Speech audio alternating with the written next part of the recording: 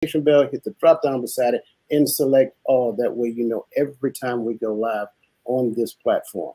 I think did I leave anything out? Did I miss anything? Anything else we need to address, cover, talk about? No. Okay. Later on, I'm gonna do some shout outs to some people who was doing some awesome work. So I want to put that out there. So let's go ahead and get this party started. Have you ever found yourself scrolling through social media and suddenly feeling inadequate, wondering if your life measures up to the images and stories you see online? This is a common experience for many of us, especially in a world where social media plays such a central role in how we connect, communicate, and even define our self worth. Welcome to this special joint episode of the Hearts of Men and the Hearts of Women, where we'll be diving into a topic that affects us all: balancing social media and self worth, where we give tips of healthy connection. Today, we're going to explore how the digital world influences how we see ourselves and others, the pressure it creates, and how we can develop healthier relationships with both social media and ourselves. We'll be addressing not only the challenges, but also the opportunities that social media presents for connection, community, and authenticity. Through the perspectives of both men and women, we'll discuss practical strategies and faith based insights that can help us navigate the complexities of social media while staying grounded in our true value. That being said, let's begin by unpacking the real impact in social media of our self image and what we can do to reclaim our self worth. Now, social media, social media, social media. I think that's probably how all of us either connected or reconnected. I've known this brother down here for some years, and we're all reconnected in the social media space. And if I'm not mistaken, just about everyone on here does the TikTok thing, right?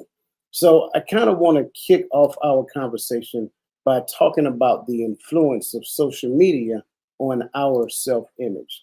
So the first question here is, how do you think the constant exposure of curated content on social media impacts our perception of ourselves and others?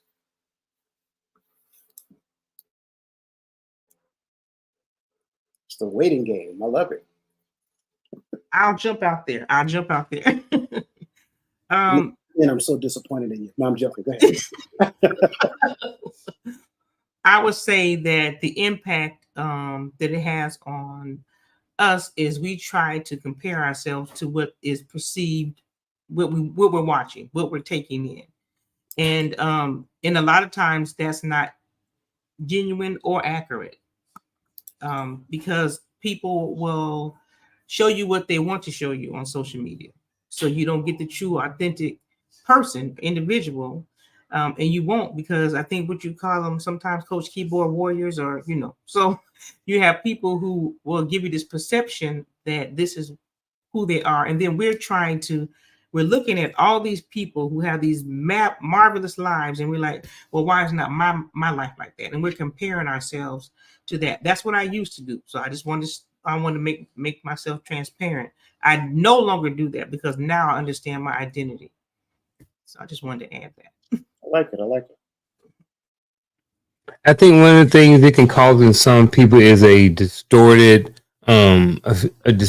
view of reality. You know, when you look at social media, a lot of times you're only seeing a small snapshot of someone's everyday life. You know, if there's what about now? Still good?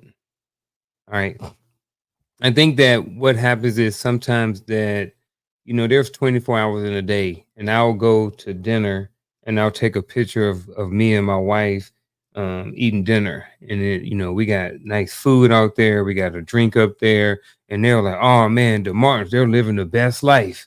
That was one picture. You don't know that, this was a makeup dinner because we've been arguing for the last 2 days, so I mean, not true in our situation, but I'm just saying in general, you don't know the context around or behind that photo. So I think, people will look at certain people and say, oh man, they're living good. They're living a great life, but behind the scenes on reality, they're not.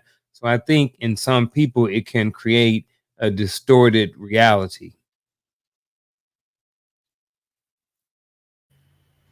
I will piggyback off of what Uncle Junior said. I absolutely agree. It absolutely causes comparison issues. I believe that people start to focus on a snapshot of someone's life and think that that is their reality. And they start to kind of have this chasing perfectionism thing. And they don't really understand that that is, again, just a snapshot of someone's life. Even the things that they post, the purses and the luxury trips and all those things, these are just a picture. You don't know what they had to do to get those things, and that's not obtainable to the average person. I would agree 100%. I think people that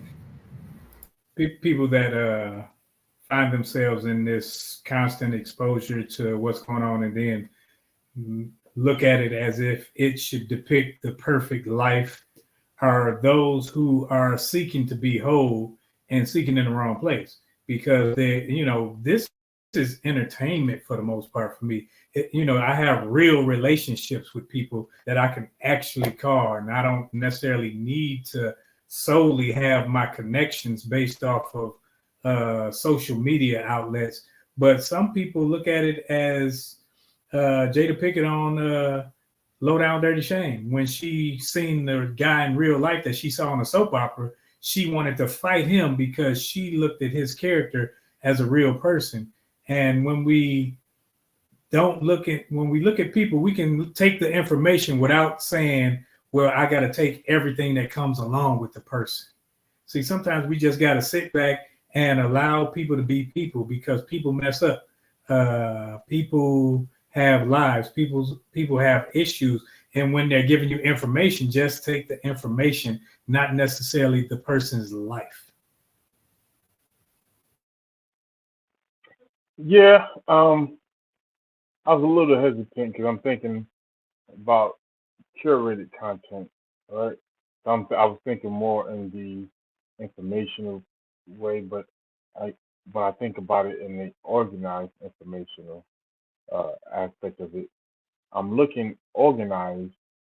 When you think of social media, is algorithm driven, and I think sometimes we find things that we like to hear and that sounds good or feels good to us, and so it is fed to us through our algorithm, and so it's almost like you can't break through it because it's continuing to hit you right there in that spot where you're like, I need this, I want to hear this, I want to continue to digest this. But the problem is, I think when you're getting your information solely from social media and there's no face to face real communication or conversations happening, it allows you to void yourself of the accountability process in this information. So it's like, well, I want to do this and I want to live this life, but the how to, right? Yes, the makeup dinner, as on put, but that makeup dinner costs more than what you got in your bank account. Because on got that kind of money. I'm not saying on got I ain't pocket watching. I'm just saying, you know, and and so that creates a whole nother dynamic of problems. Oh, well, I need a man that can buy me a $300 meal on the first date. Well, go date Warren Buffett. See if his wife is happy with that, because I'm not doing it. All right, and so, but this is where these unrealistic mindsets come from, is because we have fantasized and been driven and been fed our fantasy vision of a date or of a marriage or of a couple or of a whatever it is, that we can't. It's hard to put ourselves back into our own reality. I agree with Daddy. This question made me think about, where does the skin end and the mask begin? You see a lot of unauthentic people or inauthentic people on social media, and sometimes you fall into that category because you can surround yourself with those types of individuals.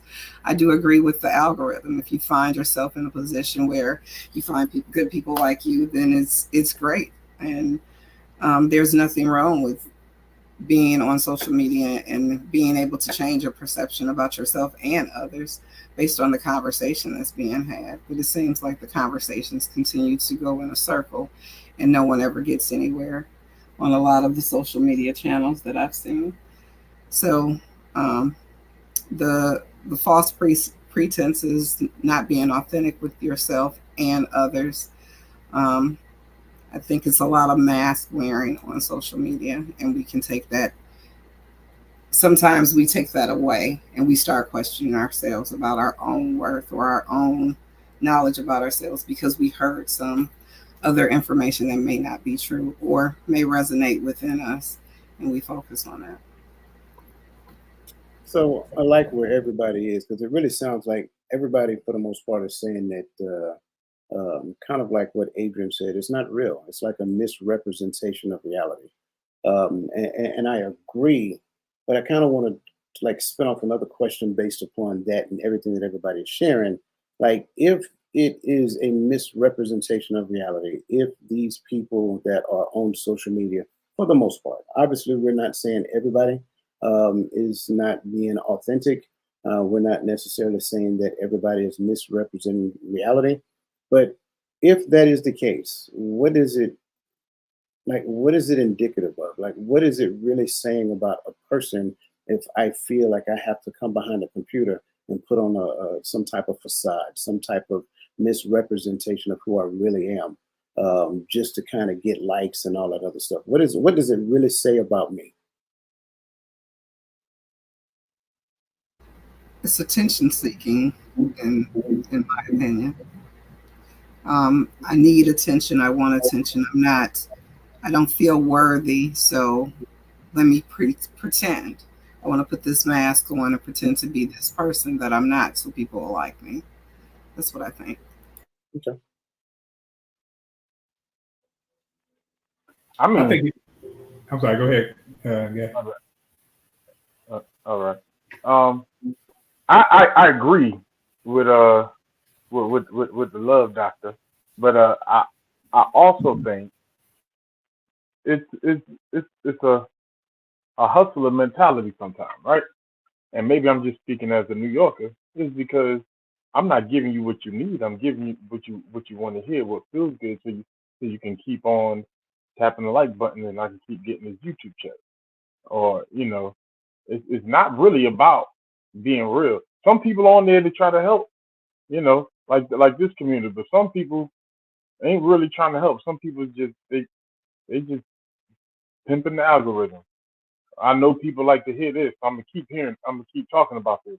Like, we hear these podcasts of men talking about women, and it's like, is this the only conversation you have? The same set of questions for 100 podcasts? Like, you couldn't create another question. And then all 6 of y'all must be friends, because all 6 of these podcasts are asking the same question. And it's vice versa with some of the women podcasts. Like, we do this. I believe a lot of them do this because they understand how the algorithm works, and they don't really care if you get help. They just here to pimp you for $1 or for a like.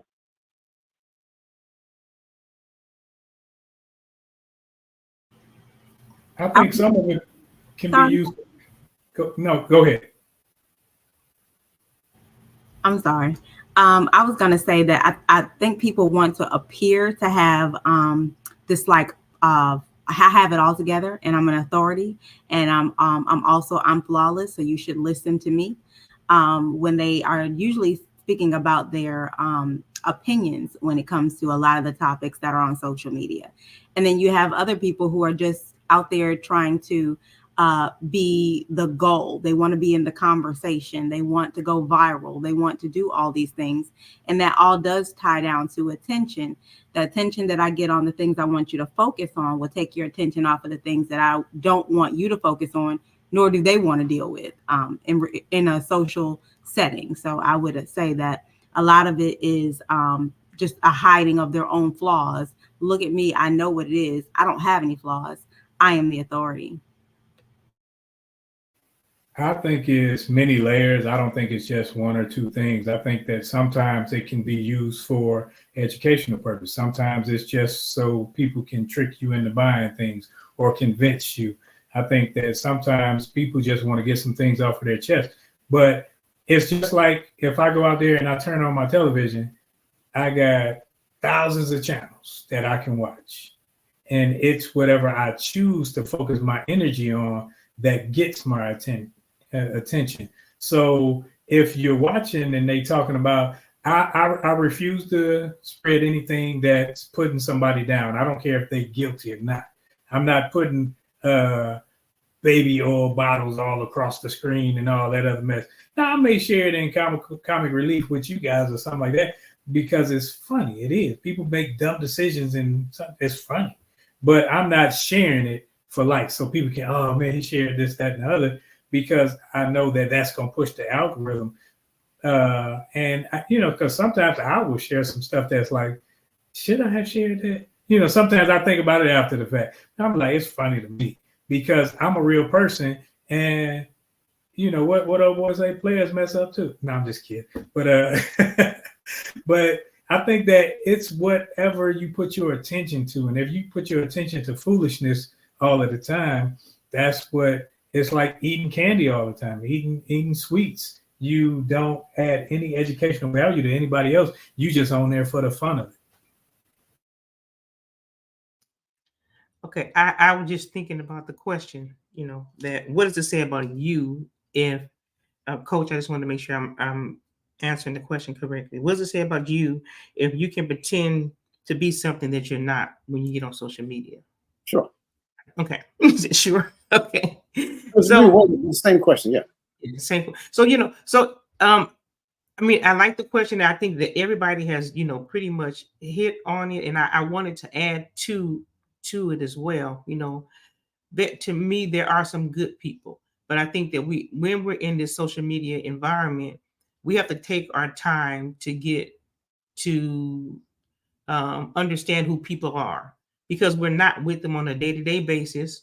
And then there are some good aspects about social media. Of course, we're here, so that's one good aspect. And we use it for our businesses, to grow our businesses. So there's some good aspects in that regard. But I think that the looming problem is when you are getting on social media and you are pretending to be something that you're not, for, I think someone mentioned, to get attention.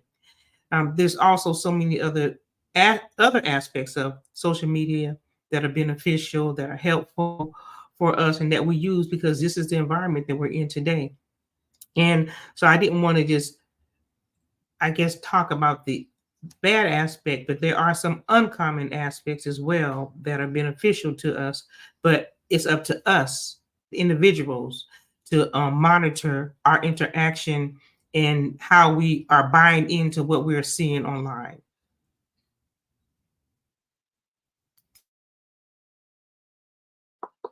Anybody else? No? Okay. I like where everybody is going. I think for me, it's like if a person sit here and take like pictures, snapshot after snapshot after snapshot after snapshot after snapshot after snapshot, and then I'm gonna select out of all the ones, I'm gonna select the best one, and I'm gonna hit it with a filter, and I'm gonna change the background, do all this other stuff, and then that becomes the one that I post on social media. It's not really who you are. It's not really your authentic self. And I think for me, the issue becomes is that number one, it's a lie. I will start off there. And then number two, when it goes to that degree, to that capacity, I don't know what just happened, to that degree, to that capacity, it almost puts out a fake perspective of reality. Now, here's the other side to it.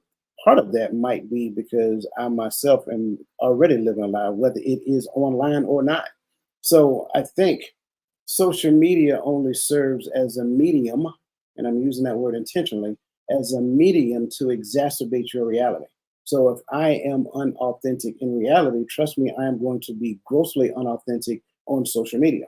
And then the information that I put out is going to be hand selected, spruced up, cleaned up, and presented so that you will only see the best versions of myself. Like Garfield gave a perfect example a few minutes ago. Not that he does that, right? But what I'm saying is when people see like a husband and wife out in, I can't remember exactly where y'all went, Italy, not too long ago. So husband and wife in Italy is like, oh my God, I want that. I want to do that. And then you go and you start talking to your husband, saying, can we go to Italy? Then your husband like, man, girl, I got to pay these bills. You know what I'm saying? We got to make sure we got food on. Ain't nobody got time for all that. So then y'all get in an argument over a situation like Garfield said, man, we probably just got in an argument about 30 minutes ago. And here it is. We put it on my girl, pause, snap. You know what I'm saying? Now this is what it is. So I think for the most part, when it comes down to curated, media, we have to realize that there's always another version of the story. You're looking at humans.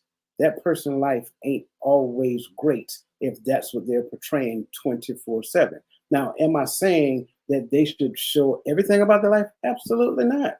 I think everything has to have a purpose, especially when it comes on to social media.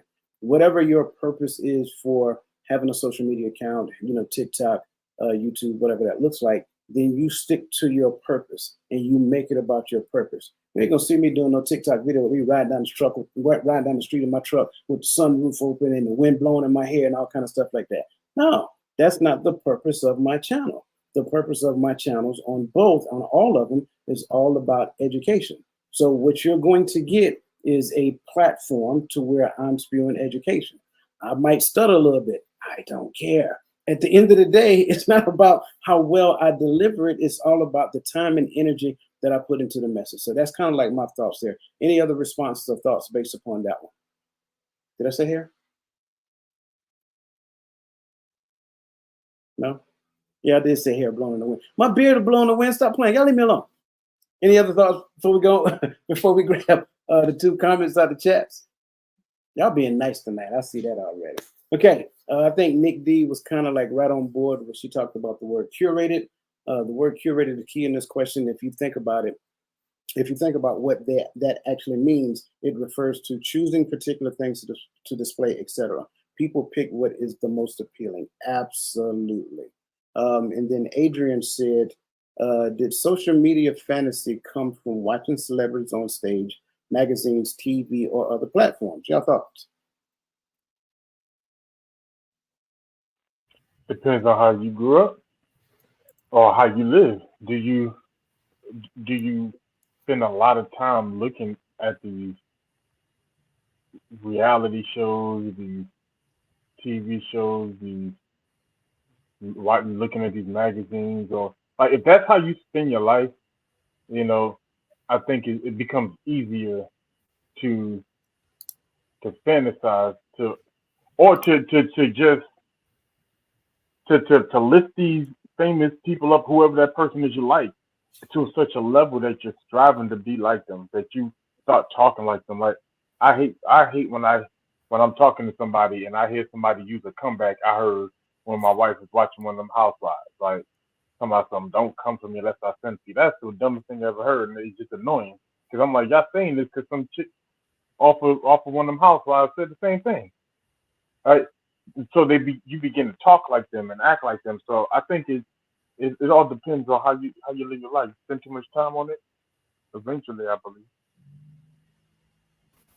But also, I look at it as when we grew up, some of us, wanted to be entertainers. Some of us wanted to be singers and dancers and actors. And this is another outlet where I don't have to go to school. I don't have to go to Juilliard. I don't have to do this. I can showcase my talents. I can, do all these things without having all of the cameras and all of the money that it takes to perform these events.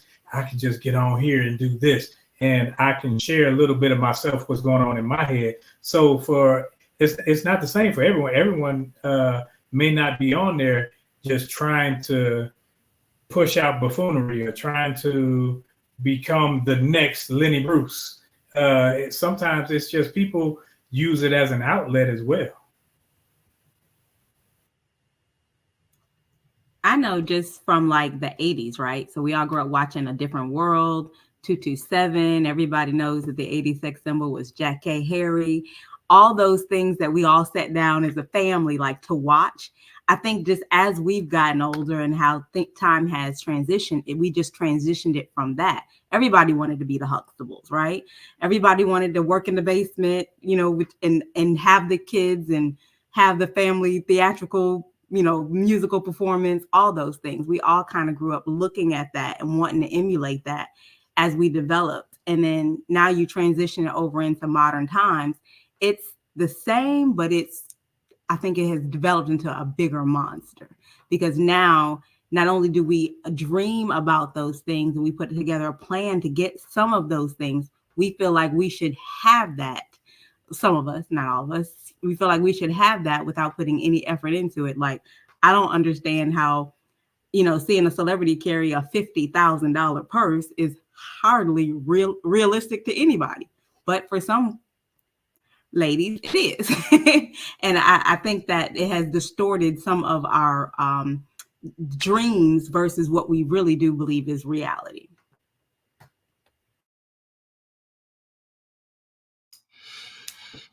I will add that influence, I think, is a really big thing for us, and we have to be mindful of what we're taking in. Like, I'm not a person that particularly likes or have ever really watched any of the reality TV shows. I just never watched it. I didn't like watching wrestling because it looked like it was fake to me. I mean, so I never really watched any of the reality TV shows, but I know now better than I did, many years ago, that we allow these things to influence us. What we're listening to, we talk about the algorithms, what we're taking in on a daily basis, what we are adopting, as someone mentioned, I think Gaddy mentioned, what we're adopting, and those are not even. That's not even us, but we're adopting behaviors that do not even represent who we are.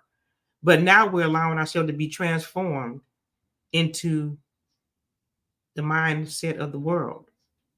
I'm going to just have to go there right quick. Not allowing ourselves to be transformed by the renewing of our mind. So, I let this mind that was in Christ Jesus be in us also. So we have to be mindful. We have to guard our heart for the issues of life flow through it.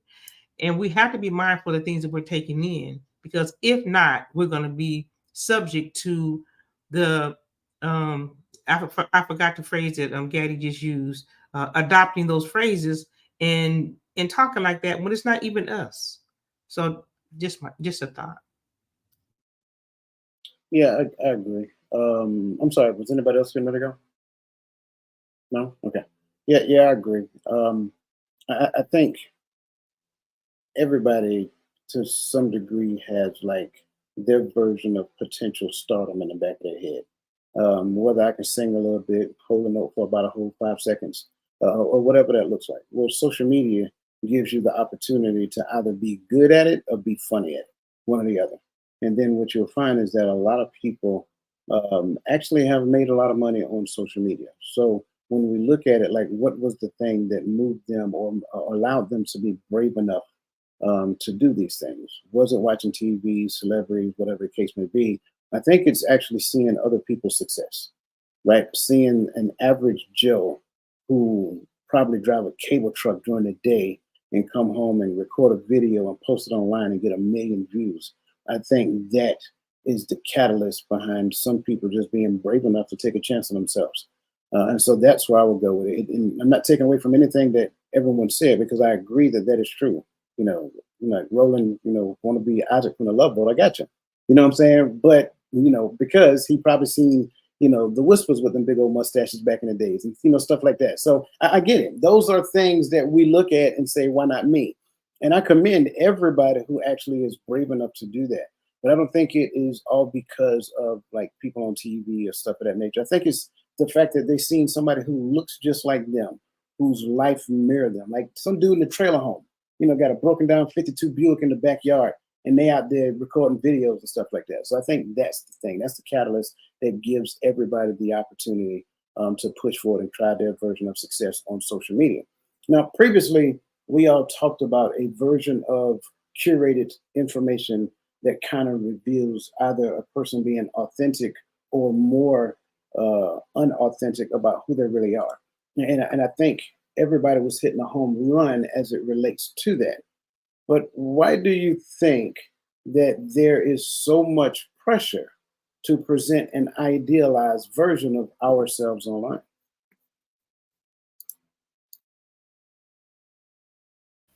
Oh, I think it's like everybody on here should know that I like to cook. And, you know, people are like, you should put it on, yada, yada. But when I see it on social media, I see cooking on social media, the kitchen is clean, immaculate. Everything's here and everything has a place. When I'm cooking, it's a mess. So sometimes people don't want to see the messy part. They don't want you to see the messy part of what's actually going on. So if I put it on social media, I can edit it. I can make it look a certain way. I can have it. So the pressure is me presenting it like it should be and how it is. It makes me look like I'm the residential expert and I got it going on. So people look to me, and that builds my self-esteem and makes me feel better and feeds my ego.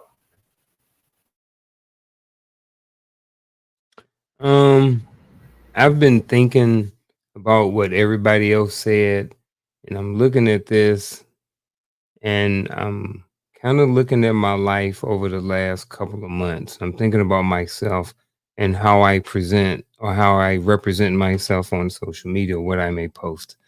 Over the last 2 months, I've had a family reunion.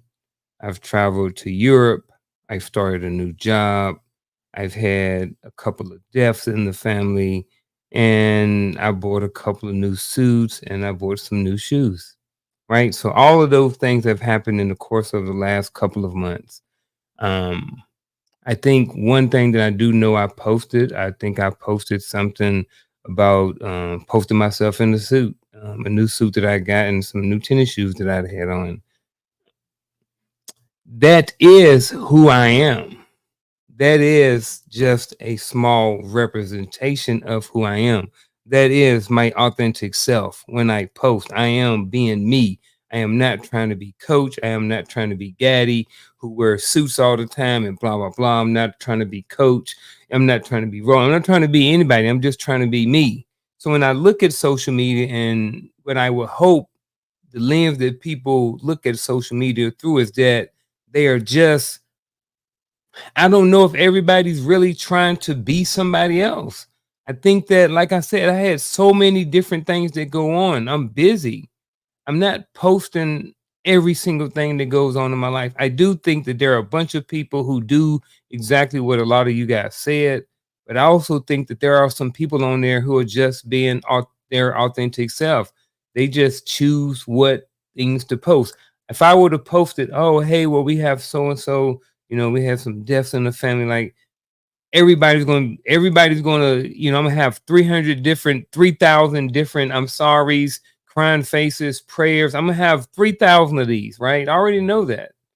But that's not necessarily my intent behind the reason why I get on social media. It's usually to promote a show or something about business, or either just to highlight a certain small portion of my life. So I don't feel the pressure to present myself in a certain way on social media. I think there's a subgroup, probably a big subgroup of people who feel the same way, who think the same way. But I also do think that there is a big pressure for certain people to present themselves in a certain way. And a lot of it is people want to be validated. So in a sense, I say all that to say that some people, the pressure is there because they want to be validated by a bunch of people that they don't even know. My 2 cents. I like that, and I just want to kind of just touch up on what he said, because for those of us he shared about the the family, what his family had to go through over the past couple of weeks, those people knew, but I don't recall seeing you post that online, and I think that's the thing, being selective about what you let other people into when it comes down to the intimate parts of your life.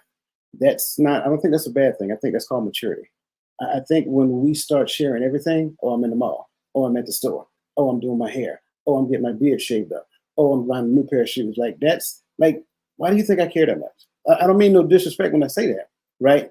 But in your position, and I can attest to it because we're connected on social media, right? I don't, he doesn't post everything. And I think that pretty much goes for everybody here because I think we're all connected. We don't see them posting every aspect of their life.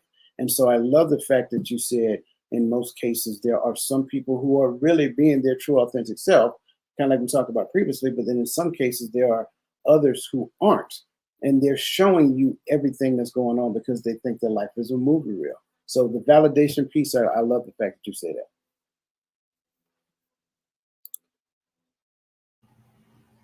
If I can be transparent for a minute, I felt the pressure.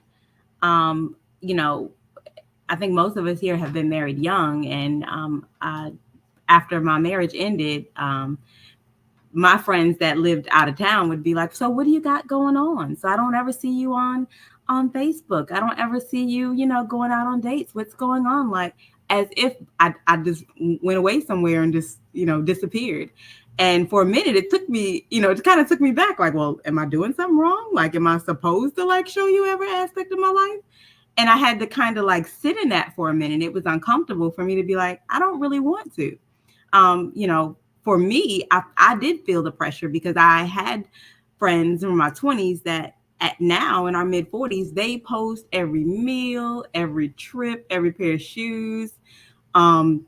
You know, every 3 days, I love my man and he the best thing in the world. And, you know, why you on my phone on Friday and it's a different story. So I do understand that social media is not real, but I know myself personally, I have felt that pressure from my peers. So I had to sit with that until I did not give in to that because it wasn't comfortable for me. I didn't want to put every aspect of my life online. So you felt pressure from your peers to post a certain type of life on social media?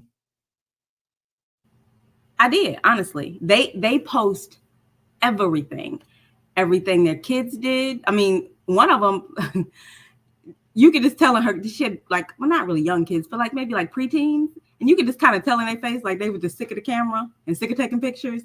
You know, I had a girlfriend who one got married and she had a big elaborate wedding. And every 2 days it was like, I got the best man in the world. And then we would all get together a couple times a year. And it's like, oh, I see you on social media. And then it was like, but Adrian, what do you have going on? I don't see you posting. Do you date? I mean, what do you just work? That's all you do? Like, I never see you out. And I was like, I didn't know I was supposed to show that part of me. So I did. I felt that for a minute. Now I didn't give into it, but it was kind of like, am I the elephant in the room? Like, is everybody else doing this? Am I different? You know, and you know, thankfully I understood that yes, I am. And it was okay for me to be private. But, and eventually those questions stopped. But like, yeah, my mid to late 20s, I definitely felt it because they put everything they did online. Mid to late 20s, girl. Nah, let me stop. I'm with you. And sometimes people think they know you from social media. They think, oh, well, because I see them out all the time. And they think that's their connection with you. They don't have a real connection with you. And sometimes you got to speak Ebonics to the people and stop being so proper. And you got to tell them none of your business. And then let them leave you alone, because sometimes people will overstep and become habitual line steppers because you allow them in that space. And now they think they can push. They think they can overstep. And sometimes you just got to check people. Just check the one in public and let them know that's not what I do. And then the rest will stop. Okay, I was just looking over at the question again that is there, and I thought about the pressure to present an idealized version of ourselves online. I think that's part of our responsibility, right? Because we can't have the mindset of monkey see, monkey do. You know, because I see you do it, I'm going to do it. Okay, so it's my responsibility to monitor the things that I'm taking in and not feeling pressured because of what someone else is doing. So if I see you, I'm getting ready to say this, ladies, preparing us for the hearts of women, okay? If I see you in the mirror with your backside to the camera, am I going to do the same thing that you're doing? Am I? And so we have to make sure that we monitor what we're doing and what we're taking in, so we don't adopt those behaviors. For me, and I guess because I'm more mature, I don't feel that pressure.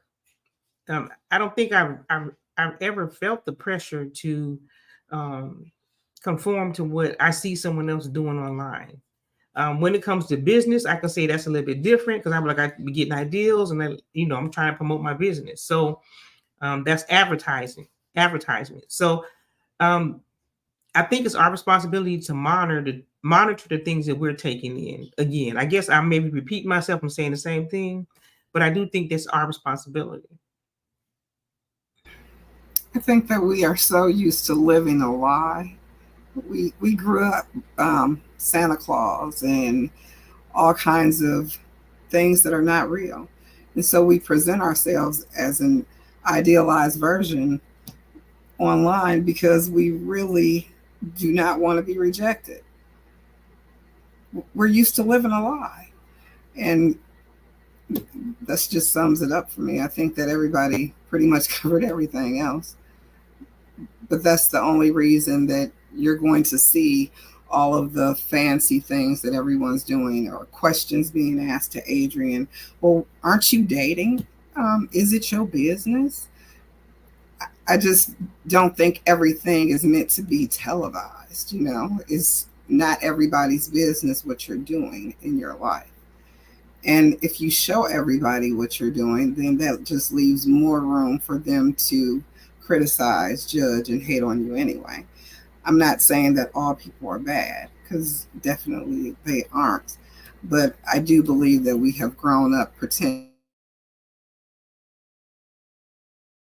far too long. I actually think- heard you say that, like telling somebody, like, mind your business. Go ahead, Unc. I'm sorry. I would just say it sound like, she's, in a sense hitting on cultural norms. I look at in certain cultures, it's okay. People go out and buy, $200 Jordans, but won't put $50 in the savings account, knowing that they don't have the $200 for the Jordans. It's something like, certain people want to look a certain way, even though they may not have. So I think that this may kind of relate or kind of may parallel certain cultural norms that we see on a regular basis, presenting ourselves as something that we may not really be. I may not have $1 million or very successful financially to where I can really afford, these Gucci purses and, these Prada glasses or anything like that. But I can look like it. And if I have these things, then people don't automatically assume that I'm on a certain status that I'm really not. So I think status or wanting a certain level of status because of what comes with status has something to do with it as well, with the pressure. Especially for men, 'cause let's be honest, some dudes, were kind of taught early on that, we need to be providers. So in order to be a provider, that means you have to have resources. So even if I don't have resources, if I want to get a certain lady, I need to maybe possibly lie or look like I have resources, at least on social media. And then maybe I can attract her with the fake resources. And then maybe by the time I get her and the truth gets exposed, maybe she already stuck to me like honey. Who knows? Is that where catfish came from? I don't know. I don't know. Maybe. What you got, Gaddy? I almost forgot. How quick I forget. Too young. I know. Hanging out with you old folks. I'm joking. I'm joking. You see, Unc done left. My bad, Unc. Nah. Man. So I think a part of it, yeah. But I think also we have been addicted to engagement, right? So it's like not necessarily the validation, not necessarily the show that my life is perfect. Not for everyone, because I think what everybody has said is true, and then some. I think a part of it is we are addicted to that social media engagement. Like I don't not just the likes, but the comments and the conversations and the ooh, I like that or that's my team. Like we post about some people post about sports all the time because they like to be engaged about sports conversations or the debating over LeBron and Jordan or whatever the case may be. So that's, the pressure comes on because it's like, if I don't post the stuff I know people are going to engage to, I'm gonna have no content. I'm gonna have no conversation. We don't talk like this no more. We don't meet up and go and kick it no more. I need you to like my comment or like my post or comment so we can communicate that way. So I agree with what everybody said, but I think that's also a small part to it as well. Can I also add that some people are just nosy? They just want to be in your business. And I love the fact that Roland was like, tell them to stay out of your business. But some people, they develop these parasocial relationships just so they can be nosy, so they can compare what you have going on in your online life to what they actually have going on in real life. It makes me think about, like, I don't know if anybody's ever seen the meme of the grandmother meeting the granddaughter's boyfriend, and she's like, didn't she bring somebody else to the last family gathering?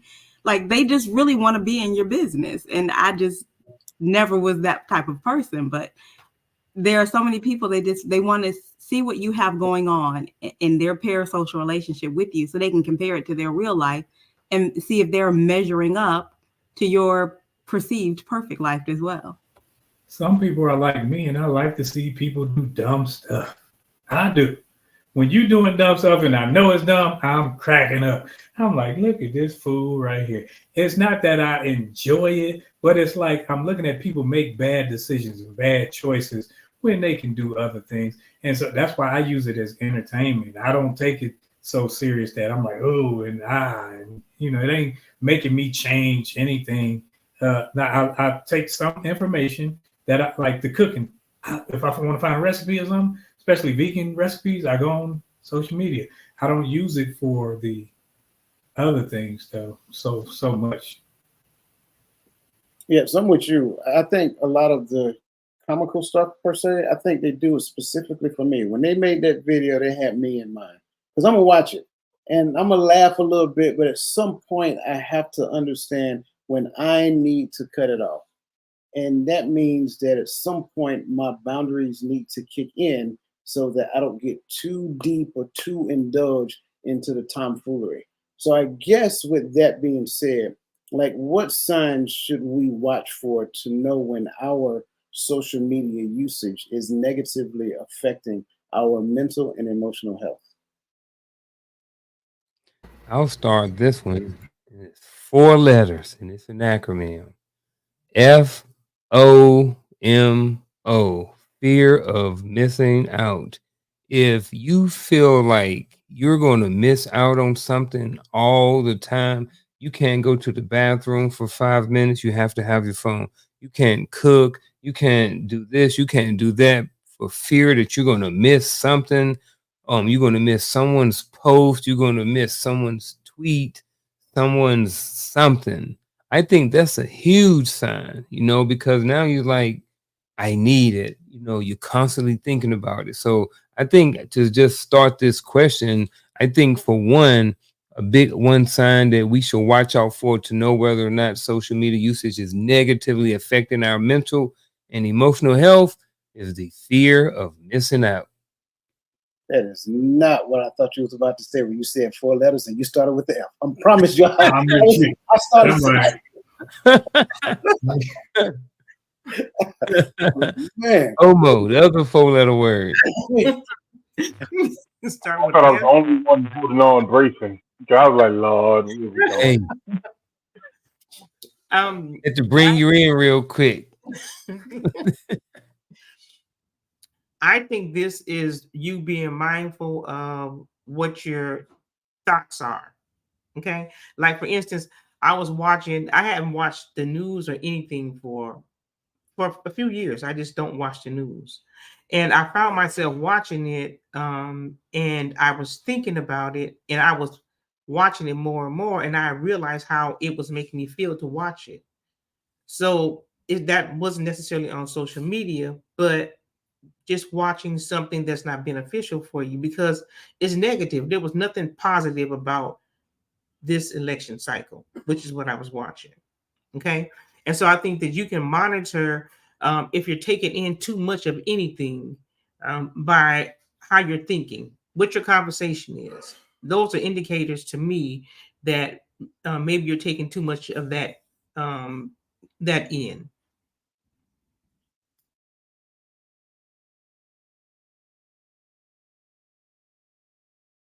I think to your question, when something moves your feelings to emotions, and now you have something internally towards whatever you're looking at, and you gotta have an opinion, you gotta have a thought, you gotta speak your mind.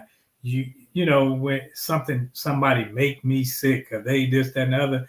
Now I'm going too far because I'm allowing this whatever it is in front of me and these people to now have some sort of control over how I move. That's when it's too far.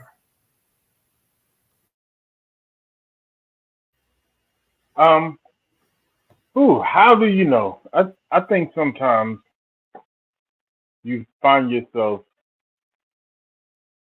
in a whirlwind in your social media. Like you're listening over and over again, video after video, and you're in these comment battles with people on social media because they have triggered you or they triggered something, and it got too real sometimes. I think a lot of people engage, and I'm not telling. Sometimes I get guilty with I hate my algorithm because my problem is when I hear something stupid, I comment and I'm like, yeah, this is stupid, blah blah blah, and then next thing I know, I'm getting 35 notifications. That's, this person commented, this person commented, this person commented, and then I'll go read the comments, and now here I am, I'm down that rabbit hole with them, and I found myself invested into this argument with people that I've never seen, heard, or heard of, you know. And I'm like, why do I care? And we get so far. I know he didn't say nothing. Man, or you can just turn the notifications off. You can't get bullied if you turn it off. That's how I look at it. But I think we have to watch how we engage to certain things, and because it is easy to get caught up in it, and it is easy once you start commenting to go back and forth. You gotta learn to cut it off and get back to your reality going on right in front of you.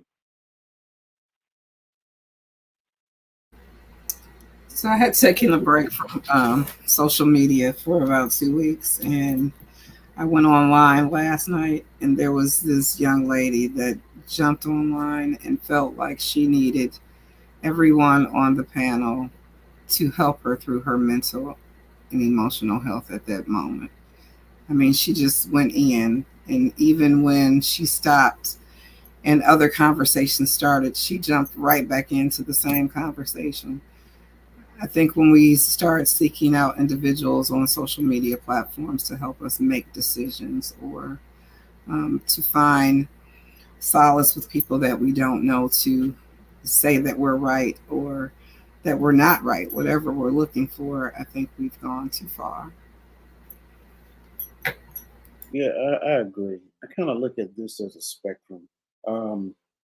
There's one spectrum that says that once it starts taking me away from the things that are important to me, when it starts intruding on family time, when it starts interrupting work time, when it starts negatively impacting my relationship with my friends, I think that's one end of the spectrum. But then there's another end that talks about the things in which I am trying to do for myself, my goals, and all of those things. So when it starts taking away from those things, right, that's a negative impact for me. But then when something on social media has the ability to trigger me, right, it could be revealing of me not necessarily doing the necessary work that I needed to do so that that thing no longer triggers me. But if I wasn't on social media looking at the thing that had the potential to trigger me, then I wouldn't have been triggered. So I think a lot of these things come into play when it comes down to this particular question. And like someone said, that's what people do. We're addicted to nasty stuff. But transitioning over to where we can use social media as a tool for positivity and positive connections, in what ways can social media be a positive tool for building community and strengthening relationships?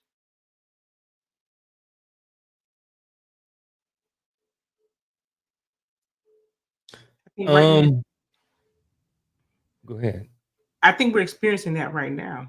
I think this is a positive environment. It's a positive tool with like-minded people coming together to talk about positive things. So I think this is an aspect, a positive tool for building community and strengthening relationships. I'm getting ready to give Empower and Perspective a shout out. We have a community of people who come together, and our focus is to strengthen each other, to encourage each other, for us to grow, in our lives each and every day, mentally, physically. It's an environment that is conducive for growth if we allow it to be. So you have to be a participant in this. It's just not going to show up and happen for you. You have to be a participant in the positive tools for building community and strengthening the relationships. So I believe this is not an exception to the rule, but I think it's a good example of there's other pockets, I'm sure, like our community, but I think this is a good example.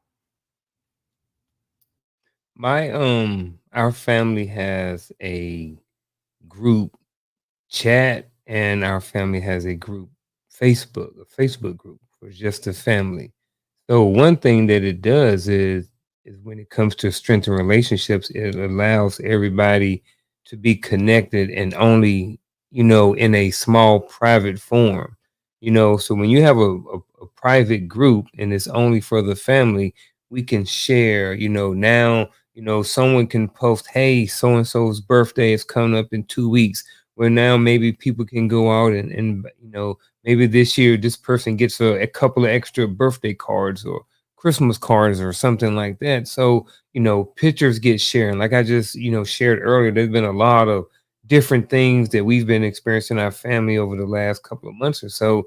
And the ability to be able to just drop some information and then everybody gets access to it, really fast, can help strengthen relationships. My first cousin's daughter is here right now.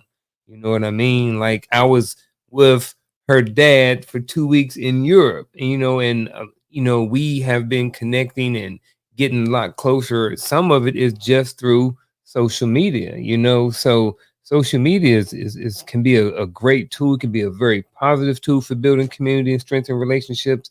And if you can figure out a way to use it for those things, and there's a whole bunch of crap out there. You know what I mean? We've already talked about that, but man, I'm telling you that social media can be a very good positive strengthening tool for anybody. And if you're not using it, I understand people don't like to use it. Certain people are still hesitant on certain things, but if you can figure out a way to use it and get everybody connected on it, it can really be a good positive thing. One quick little thing is that me and my wife, same thing. Like we get on TikTok and we'll watch TikToks, and it might be a month or two to go by, and then all of a sudden we'll get together and we'll watch all of the TikToks that we've shared with each other over the last couple of months. And we might be there for 2 hours just watching TikToks, but that's time to where we can sit there, laugh, comment on the different things that we see and share experiences and information, and just chill out sometime and just enjoy each other's company. So all of that. Next person. And there's time you're spending together too. So that's a great example. Spending time together. Yep. Shout out to Shale. I know my family, we use YouTube, my stepsisters and I, we use YouTube to capture videos when we get together as family, because nobody has albums anymore. And that's just not a thing. So anything that we've had from Christmas gatherings and watching my father think he's, James Brown / all of the 5 Heartbeats, all those videos that we have that are family memories and heirlooms, we're able to keep those on YouTube. And you see a lot of times when we're in our family group chat, it'll be like, hey, can you send me the picture of, dad dancing at Christmas, or send me the video of my sister that's deceased when, we had a birthday party for her. And it's a way for us to keep up with a lot of memories that we're unable to kind of keep in any other form. I have met a lot of wonderful people on social media. I recently was invited to a herbal and wellness group, and we get up at 5 a.m. and we share thoughts from different books, and sometimes it's the scriptures. And then we walk together at 8:30 in the morning and experience nature together in different places. So it's definitely a way to connect with other people, to network, and to build a community, just like others have said about this community.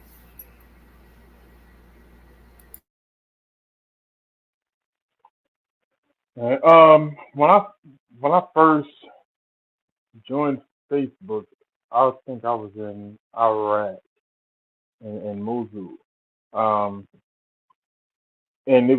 I really joined because my nieces and nephews were getting older, and I hadn't talked to them since they were pretty young, and I was in the army for a few years already, and so I was like, well, let me see what they're up to. Let me reach out to them, and that was, for me, it was a good way to stay connected to people that I was far away from.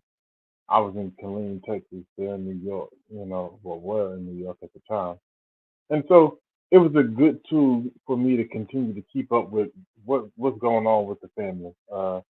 Kind of like Uncle and Love, like you said, but not really. We didn't have a group at the time, but we were friends on social media. I could see what they're posting. I can reach out to them, instant message them when I was, by using a little internet that we had hooked up in the tube.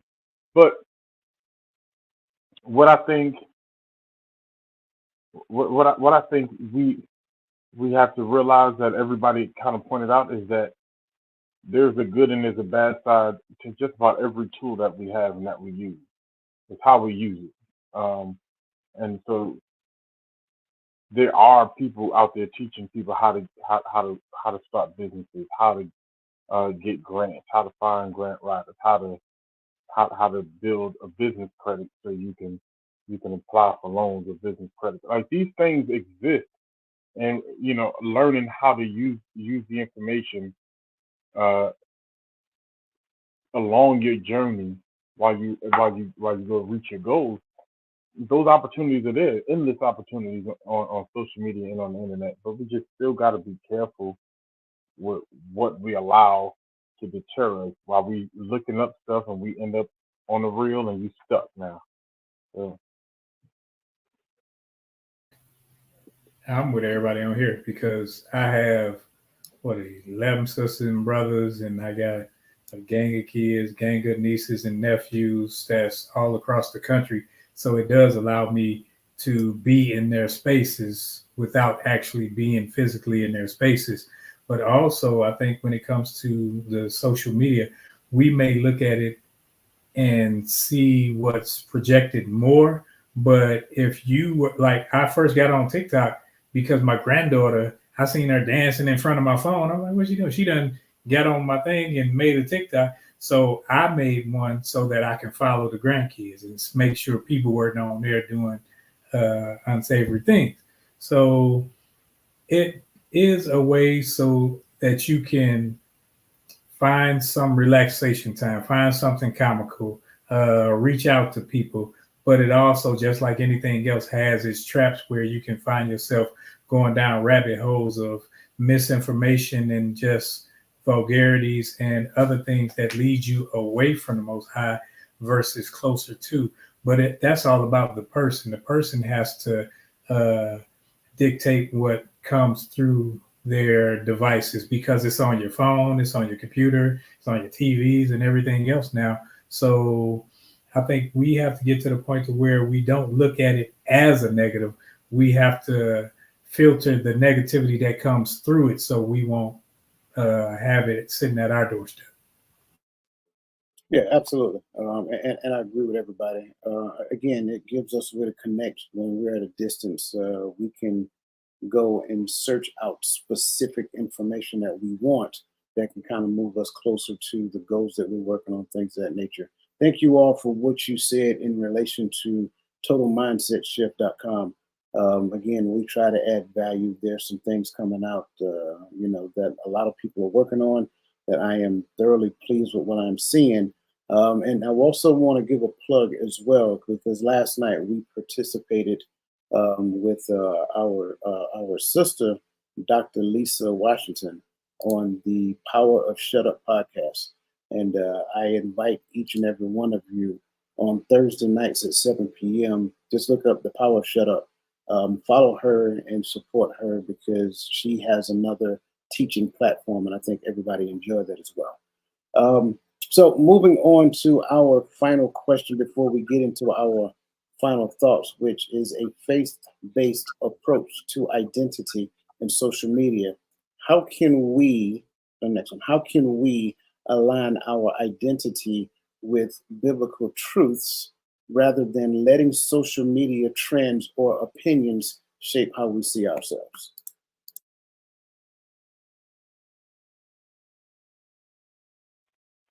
I think what we've uncovered today is that everything you see on the screen, whether it's your TV screen or on your phone screen, tablet screen, what have you, it's not always real, right?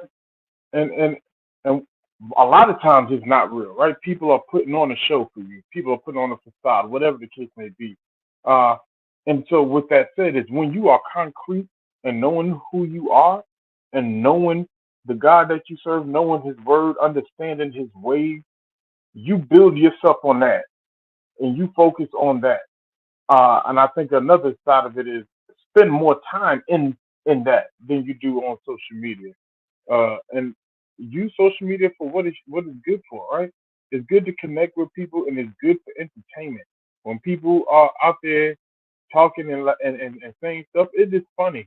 You know, I think the most time I spend on social media nowadays is laughing at some of the stuff that Coach be sending me, because he be sending me some foolish stuff, right? But it but that's where I get my laugh at. Either that or Roland to say something crazy on one of his posts that'll make me laugh. Right. And then I'm back off of social media, because there's life to live. There's people in front of me I have to love. And I can't spend time trying to shape myself after something that one may not even be real, and two may not even fit who I am in the first place. And I find myself in the struggle because I'm trying to be what I want to be, but it doesn't mesh with who I am. And so if who I am is shaped and molded by the Holy Spirit and the word of the Most High, I should be all right.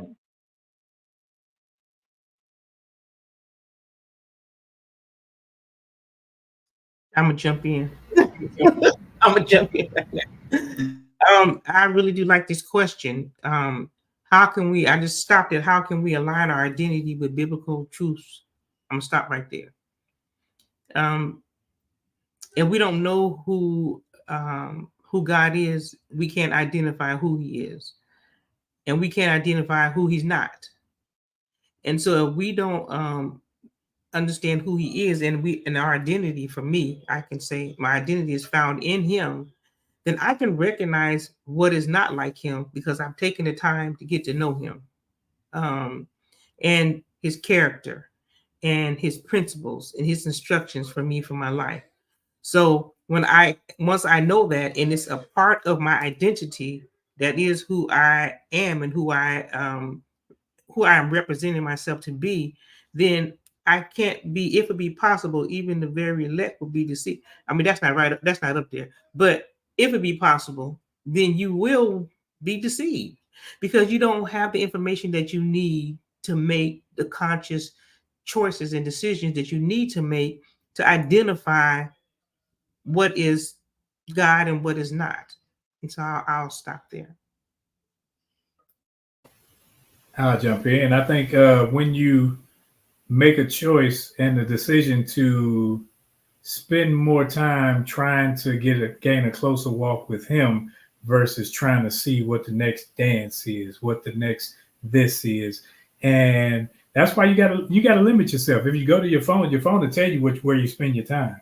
It'll tell you where you spend the most time. And some of that time is garbage. And sometimes you have to prune those things out of your life that doesn't edify your walk. So whether it's reading the word, studying the word, or just having communication with people who have like minds that will stimulate you in that vein, that's more edifying than you sitting for hours just scrolling, seeing what people are saying.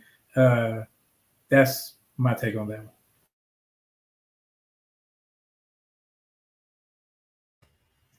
I know for me, a lot of times with social media trends, I used to use Pinterest a lot, like to see what the latest fashion forward, what was in that season as far as clothes and whatever the hottest look was. And it had to get to the point where when it became financial mismanagement for me personally, I had to take a step back, because at the end of the day, the Most High doesn't care anything about what the latest trend is.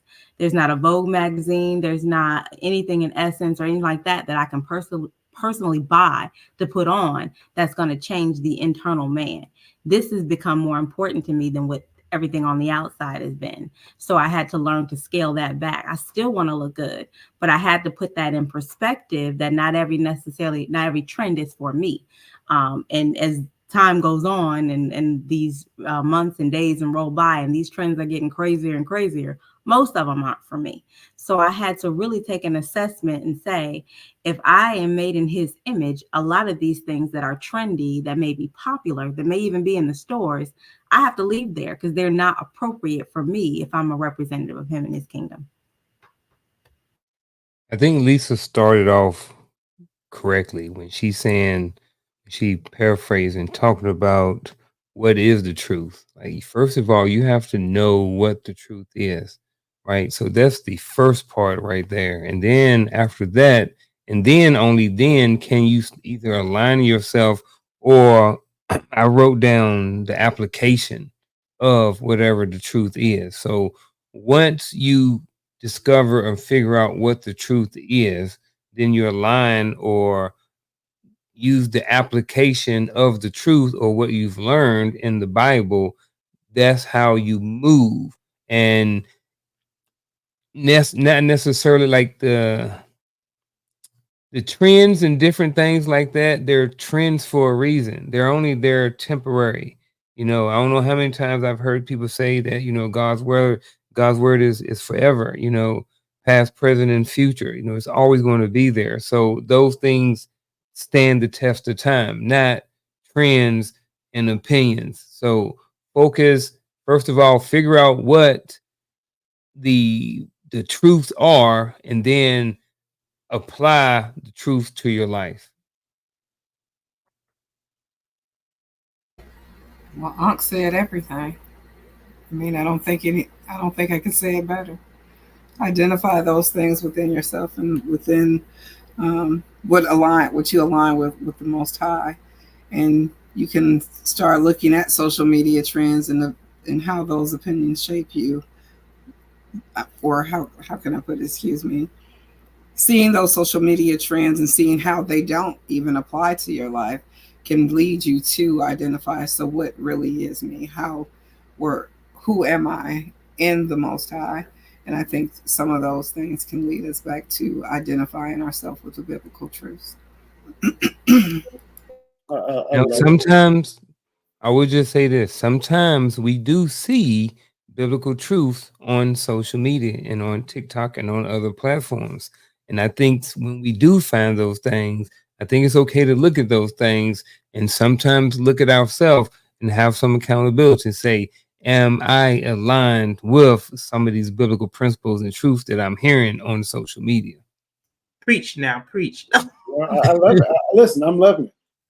Oh, you went back and touched on, Lisa's point about truths and understanding what those truths are.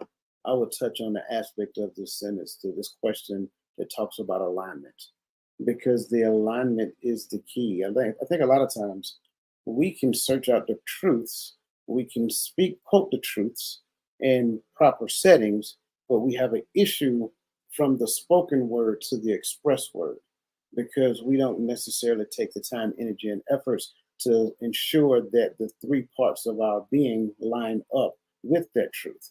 And so the thing that we do not digest or process properly is that in order for transformation to happen, transaction must first take place.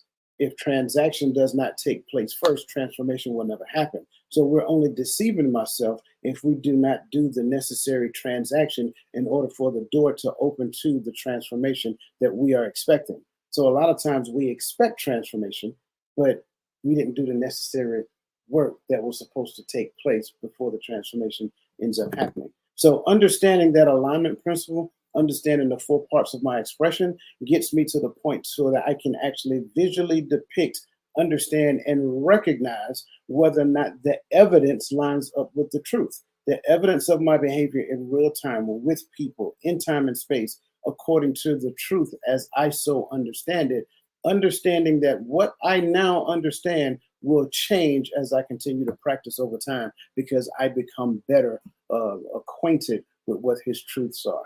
So great response from everybody. Thank you for that. That being said, this kind of takes us to our bittersweet moment, our final thoughts.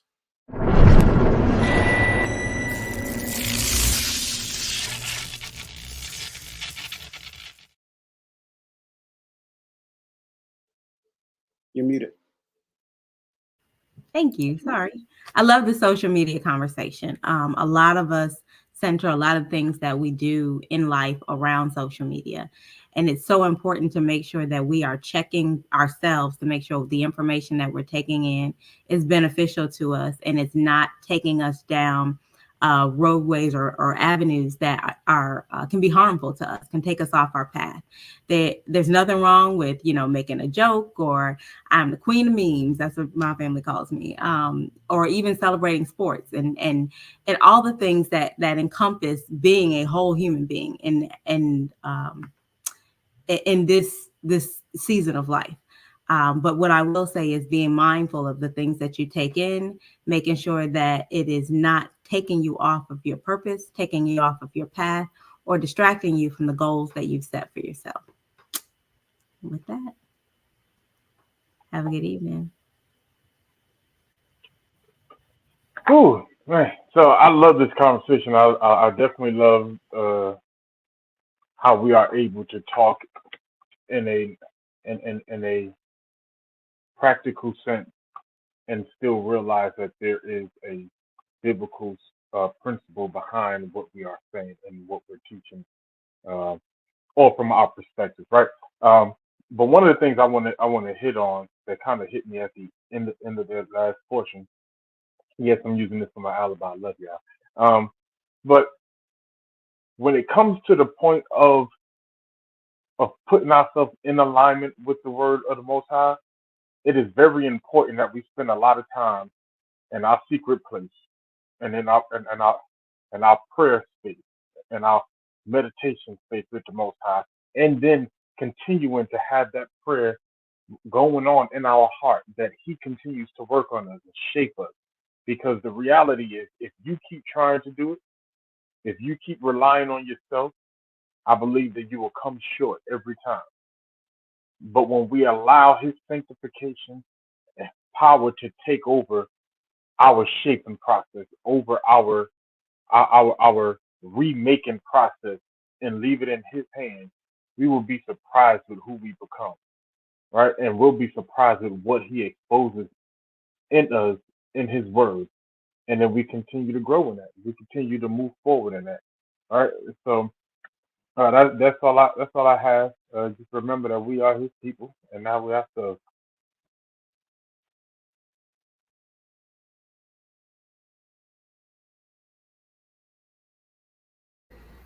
Well, one of the things that I get from this conversation, because I'm not on social media a lot, is that we need to be careful of what we allow to go into our bodies and what we hold on to, because a lot of things that we tend to hold on to can turn into idolatry.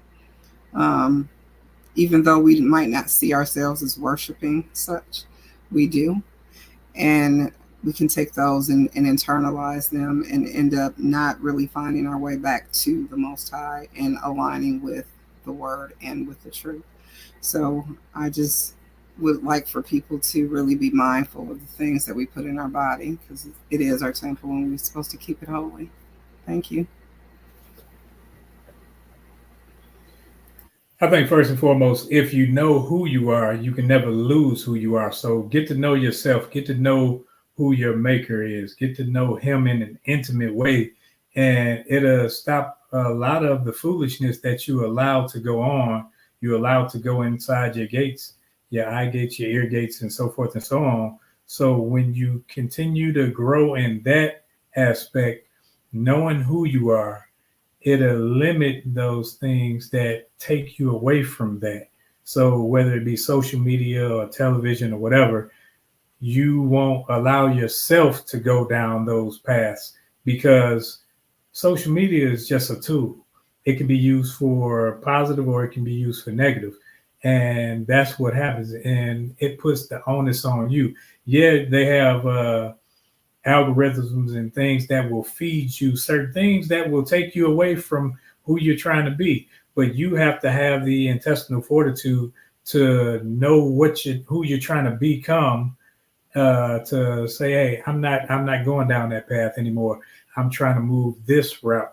So when it comes to being connected and staying connected without losing yourself, continue to gain the knowledge of who you are and whose you are, because then you'll find your actual purpose and it won't be found simply on social media. Thank you.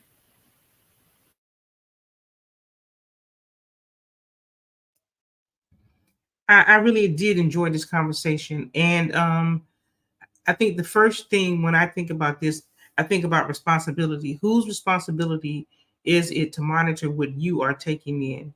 It's our responsibility to monitor what we're watching and what we're observing, because those are the things that do affect us. And, if the word of God says to keep your mind stayed on him and he'll keep you in perfect peace. If you're watching social media and it's beginning to make you feel a certain way, then you have to be mindful, be cautious of what you are feeling and what you are, how you're speaking. So you have indicators that maybe you need to take a break from, being on social media so much, because it is our responsibility. As I think Roland said, and as I think Ms. Levon said, it's our responsibility to monitor what we're entertaining and we're taking in for our life. Spend time with something doing something positive.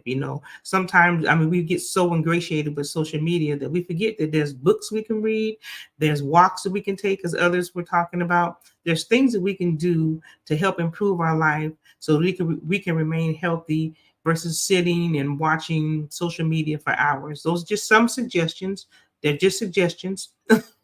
But we are responsible for the things that we're taking in. Thank you so much for this evening, and I appreciate everyone who was here this evening. Tonight's show is called Social Media and Self-Worth: How to Stay Connected Without Losing Yourself. So with that being said, I wrote down 4 things that answers this question as far as how to stay connected without losing yourself. The first one is boundaries. Create boundaries when it comes to your social media. When that little lady comes on after an hour on TikTok and tells you that you've been scrolling for too long, maybe listen to her, but also look at the context around the reason why you're on social media.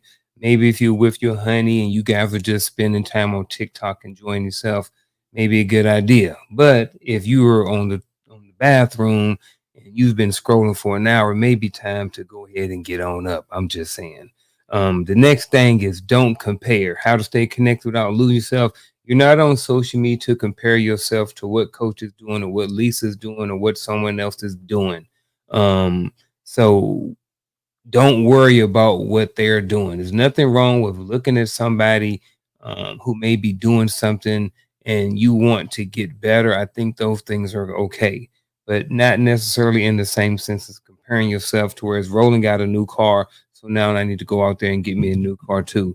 The next thing is look for good content, look for positive content that's going to feed you, not just the negative things, but some other things that you may even be interested in, hobbies, things that you like, things that you dreamed about when you were a kid. You know, get into TikTok, maybe learn some of these things learn some things about things that you're genuinely interested in. You know, maybe when you was a kid, you got into RC cars. Well, go search up RC cars on TikTok. You never know, you may find you a hobby. So, and then lastly is self-assessment. So what I mean by that is do self-assessments weekly, quarterly, monthly. Look at yourself and sometimes see how and if you are displaying any of those negative signs or negative things that can come from being addicted to social media or addiction to anything. So those are my 4 things when it comes to how to stay connected without losing yourself. 1, boundaries. Don't compare yourself. Look for good content, and then self-assessments. That's my final thought. I love it. I love it. It takes a lot of lights to be able to sit before everybody and talk to them. Just for me, you know, as dark skinned brothers, we need a lot of light. But in order for those lights to work, they must stay connected to the power source. For us, that power source is the Most High. It is imperative that we stay connected to Him as the source of our being, because we are a resource for Him to express Himself through us. That becomes important for us to process and digest in a world that is so stuck in covetous behavior. Being able to look at what somebody else is doing and desire to want to do that. Being able to look at what somebody else is wearing and desire to want to wear that. All of that goes against what His word actually says. The only person I'm supposed to desire to be like is His Son. So we have to go back and make sure that we ourselves, as we start assessing, I'm going back and grabbing one of Garfield's phrases, one of the consistency coach phrases. Going back and assess ourselves. What we are assessing is our behavior as it compares to what His word says. The more clarity we gain about His word, the more clarity we should be able to gain about our behavior. And when we do that, that should make us more connected over the course of time as it relates to our relationship with Him. Take everything you heard everybody just said. Make sure you do the prayers. Make sure that you're studying. Make sure that you're looking at what you're looking at, right? Metacognition. Look at what you're looking at. Think about what you're thinking about, and then start to adjust the algorithm to such a degree that it serves you well based upon where you are in your current life. It's cool to watch what everybody else is doing if you keep it at the space of entertainment. But in order for you to do that, you must have established the proper boundaries in your life. And those are my final thoughts for today. Listen, I want to personally thank everybody on the panel. I know this was a lot. This is not our norm, but I think this was fun. I think it was great to hear different perspectives, both men and women. And I think we should do this periodically, just so that you guys know. And I also want to thank everybody out there in the social media land, whether you are here doing the live recording or whether you show up after the live show and watch it as a recording. I want you to know that we greatly appreciate you. We want to kind of, again, Crystal Everett, man, I'm sitting here just watching you light up the chat with just all the information. I want to thank you. Cassandra, thank you for what I've seen so far as the initial draft of the newsletter. Adrian, I know you're going to send me something here in the next couple of days. No rush, but I just want to thank you openly in front of everybody. And for those of you who I haven't reached out to yet, don't worry about it. I'm going to reach out to you. I ain't forgot about you. I just want to make sure that I get some things moving so I can take my hands off it and then reach out to you. For everybody else who is actually, thinking about being a part of the community, join the community. Again, this is a place where we really do believe in each other, believe in helping one another and uplifting one another on a day-to-day basis. So that being said, remember tomorrow morning at 10:30 a.m. Hold on, I'm leaning the right way. The Hearts of Women. I got to do my pie the right way. The Hearts of Women. Okay, 10:30 a.m. I will be in support, and I hope that all of you will join me as well. So that being said, you guys have a fantastic rest of your weekend. See you guys tomorrow morning. See you guys Tuesday at 7 p.m. Oh yeah, bring up the show banner, please, with all the shows so that everybody can see exactly where they are. Because I mean, sometimes it gets so much to where I just can't remember it. Hold on, give me a second. I got it. So tomorrow morning, 10:30 a.m., the Hearts of Women. Tuesday at 7 p.m., you got Coach's Corner. Again, I see you have to make that roll. That's right. Just sit low. You good. Again, next week at 8 p.m. here, as always, the Hearts of Men. And then the following Saturday, we got Reframing the Image of Relationships. So it's a lot going on. Stay plugged in. Make sure that you have your notifications turned on. And listen, enjoy the rest of your evening. See you guys tomorrow morning. And let the best version of yourself be a blessing to somebody else.